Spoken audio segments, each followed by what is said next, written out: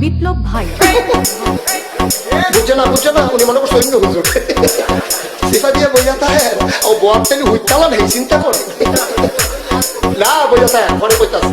আরো কইতাস আরো কিছু কথা লইয়া যান ভাই যাইবে না যখন দুইটা কথা লইয়া মুরব্বী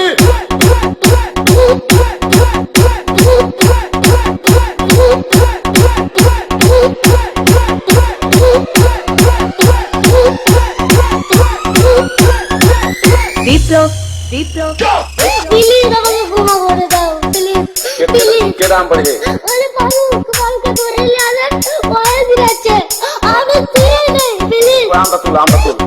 আমরা তুল শুনো